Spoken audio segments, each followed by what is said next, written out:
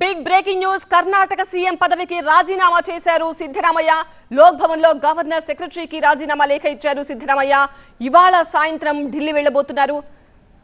సాయంత్రం బెంగళూరు చేరుకోబోతున్నారు గవర్నర్ థామర్ చంద్ గెహ్లాట్. ఇవాళే సిద్ధరామయ్య రాజీనామాలు గవర్నర్ ఆమోదించే అవకాశం ఉంది. మనం లైవ్ దృశ్యాలు చూస్తున్నాము. డీకే శివకుమార్, సిద్ధరామయ్య ఇద్దరు పక్కపక్కనే కూర్చుని ప్రెస్ మీట్ ఇచ్చేందుకు సిద్ధమవుతున్న దృశ్యాలు చూడొచ్చు. నిన్న ఉదయం నుంచి పరిణామాలు చాలా వేగంగా మారిపోయాయి కర్ణాటకలో. మొన్న నైట్ ఇద్దరికి కూడా కాల్ వచ్చింది కాంగ్రెస్ అధిష్టానం నుంచి, సీఎంను మారుస్తున్నారు అన్న ఊహాగానాలు నిజమయ్యాయి. నిన్న ఉదయం డీకే శివకుమార్, సిద్ధరామయ్య ఇద్దరు కూడా ఢిల్లీ వెళ్లారు. ఢిల్లీ వెళ్ళొచ్చిన తర్వాత జస్ట్ ఇప్పుడే లోక్ భవన్ కు వెళ్లి గవర్నర్ సెక్రటరీకి రాజీనామా లేఖ ఇచ్చేశారు సిద్ధరామయ్య. సాయంత్రం బెంగళూరు చేరుకోబోతున్నారు గవర్నర్ థావర్ చంద్ గెహ్లాట్.